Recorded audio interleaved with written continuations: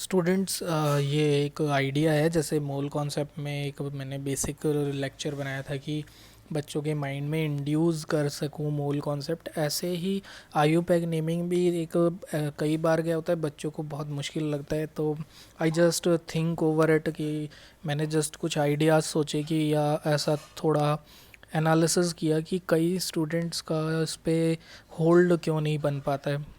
तो I just think over it, और ये लेक्चर सिर्फ उन्हीं के लिए है जिनको बहुत डिफ़िकल्टी आ रही है आयुपैक नेमिंग में, या बहुत प्रॉब्लम्स आ रही है, वो समझ नहीं पा रहे हैं क्या कैसे लिखना है। और अगर किसी को आयुपैक नेम आता है और वो चाह रहा है कुछ ट्रिक्स, तो वो मेरे कोई और लेक्चर्स देखे जिस पे मैंने कुछ ट्रिक टाइप ऐसे कुछ हेडिंग डाला है।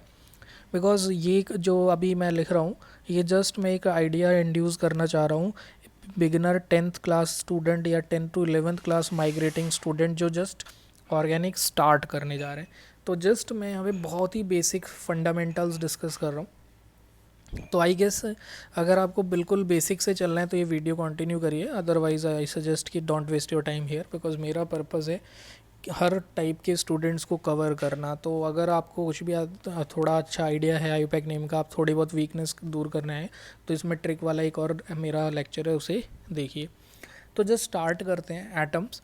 तो एटम्स में सबसे पहले ऑर्गेनिक में जब आयुपैक नेमिंग कर रहे हैं तो कौन कौन से एटम्स इन्वॉल्व हो रहे हैं, तो हम पढ़ चुके हैं कि basically organic chemistry is nothing but study of hydrocarbons. तो आपको दो ही एटम मिलने वाले हैं आयुपैक नेमिंग में, एक तो आपको कार्बन मिलेगा और दूसरा आपको हाइड्रोजन मिलेगा। और जिसमें हमें पता है कि कार्बन का एटॉमिक मास 12 AMU है और हाइड्रोजन का एटॉमिक मास AMU है। और अगर कोई हेट्रो एटम्स है, हेट्रो मतलब कि कोई हेट्रो ऑर्गेनिक कंपाउंड्स है जिसमें डिफरेंट एटम्स होंगे, तो इन दिस केस आपको हाइड्रोजन कार्बन स्टिल मिलेगा। ऐसा नहीं कि अगर मैं लिख रहा हूँ हेट्रो एटम्स तो उसमें हाइड्रोकार्बन्स नहीं होंगे।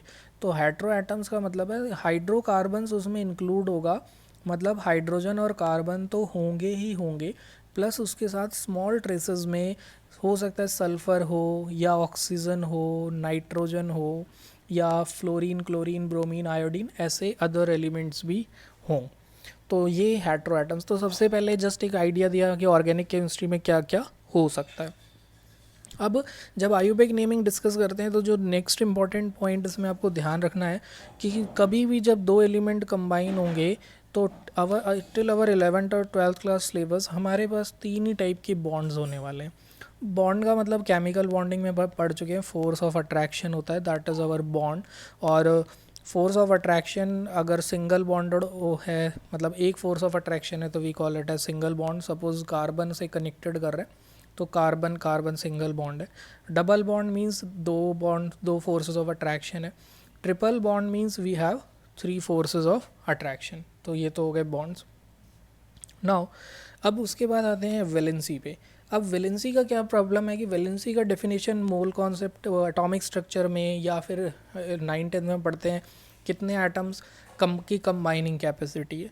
तो यहाँ पे हम थोड़ा सा ट्विस्ट कर देते हैं इस डेफिनेशन को कि नंबर ऑफ एटम्स की कितने एटम्स इस कंबाइन होगा कोई, ठीक है। तो we can say a particular atom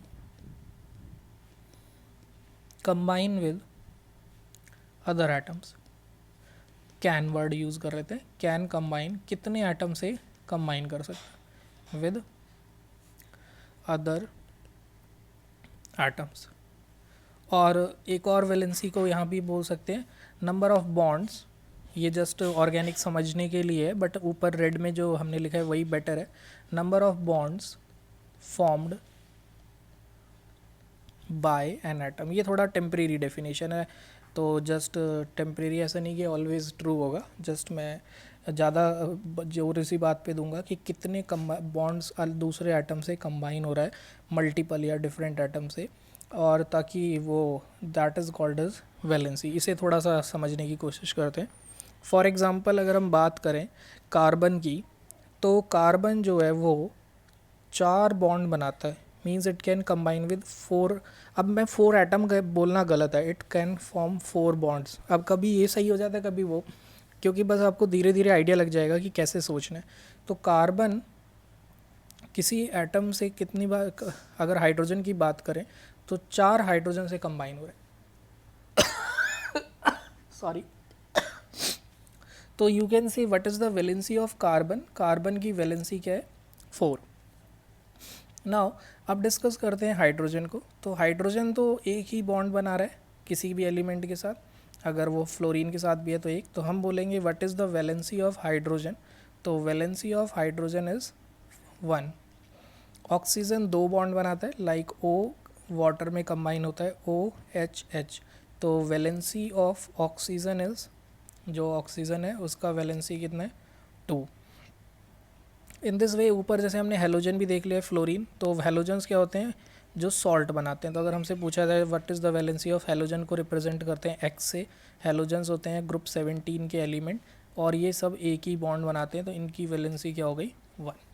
तो जस्ट ये थोड़ा हमें याद होना चाहिए, मतलब ये बेसिक्स है जो हमें पता ही होना चाहिए। अब आयुपैक नेमिंग की ज़रूरत ही क्यों पड़ी हमें, क्योंकि कार्बन की एक बहुत इंपॉर्टेंट प्रॉपर्टी है कैटिनेशन। अब इस कैटिनेशन प्रॉपर्टी की वजह से कार्बन कंबाइन हो सकते हैं और डिफरेंट टाइप के कंपाउंड्स बना सकते हैं। What is catenation? Catenation is property of self linkage. Self linkage की प्रॉपर्टी को क्या बोलते हैं? कैटिनेशन बोलते हैं। और सेल्फ लिंकेज से क्या हो रहा है? To create a longer chain. अगर कार्बन लंबी चेन ही नहीं बना पाता तो हमें आयुपैक नेमिंग इतने सारे हमारे पास आते ही नहीं। बट जब भी कैटिनेशन वर्ड आए तो आई सजेस्ट सेल्फ लिंकेज पे ही आप फोकस करिएगा। अब इस कैटिनेशन से देखते हैं क्या क्या हो रहा है। एक तो बहुत सारी लंबी चेन बना पा रहा है और उसके बाद कार्बन जो डिफरेंट एटम से कंबाइन हो रहे हैं, तो you can say large number of different organic compounds बन रहे हैं। तो कैटिनेशन का जो रिज़ल्ट है, एक्चुअली ये रिज़ल्ट नहीं है बट मैंने ये लेक्चर इस तरीके से बेसिक्स को क्लियर करने के लिए प्रिपेयर किया। तो आप कह सकते हैं कि जो इसका रिज़ल्ट आ रहा है, different types of molecule can form. एक ही अरेंजमेंट से डिफरेंट टाइप्स ऑफ मॉलिक्यूल्स बन सकते हैं। अब इस बात को समझाता हूँ कि कैसे पॉसिबल है या कैसे हो रहा है। फॉर एग्ज़ाम्पल जैसे हम देखें, कार्बन कनेक्ट हो रहा है। अब ये 4 कार्बन कनेक्ट हैं, एक तो पॉसिबल है ये लीनियरली कनेक्ट हो सकते हैं। अगर आप देखें तो 4 कार्बन है और इसके पास आप हाइड्रोजन काउंट करेंगे तो 10 हाइड्रोजन है, तो C4H10।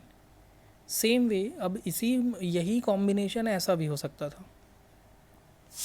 कि यहाँ पे कार्बन कनेक्ट हो रहा है हाइड्रोजन से, इधर भी फॉर्मूला देखिए अब भी सेम है। तो लिंकेज की या कैटिनेशन की प्रॉपर्टी से की वजह से डिफरेंट मॉलिक्यूल्स बन पा रहे। तो यू कैन से पहला आउटकम है डिफरेंट अरेंजमेंट्स। इसकी वजह से आयुपैक ने डिफरेंट रिकमेंडेशंस दिए हैं सबकी नेमिंग के लिए। तो यहाँ पे ही बेसिकली वी कैन से ये catenation different ability bond formation की वजह से ही अराइज हुआ है। Need of IUPAC name, need of IUPAC name, क्योंकि यहाँ फॉर्मूला सफिशिएंट नहीं था, स्ट्रक्चर अलग था और फॉर्मूला सेम था। तो यहाँ पे आयुपैक नेमिंग का रिक्वायरमेंट हुआ, जिसकी वजह से हम ये सारी चीज़ें पढ़ते हैं। तो टिल हेयर मैंने वो बेसिक्स डिस्कस किए हैं जो आपको हेल्प करेंगे आयुपैक नेमिंग को कवर करने में। अब मैं लेक्चर, क्योंकि क्या अटेंशन स्पैन बच्चों का थोड़ा कम होता है 5 to 8 मिनट्स, तो मैं लेक्चर भी बहुत ज़्यादा बड़ा नहीं कर रहा हूँ। नेक्स्ट में मैं इसी इंडक्शन वाले पार्ट आयुपैक नेमिंग के बेसिक्स को ही, रिप्रेजेंटेशन ऑफ ऑर्गेनिक मॉलिक्यूल्स को ही कंटिन्यू करूँगा। Thank you.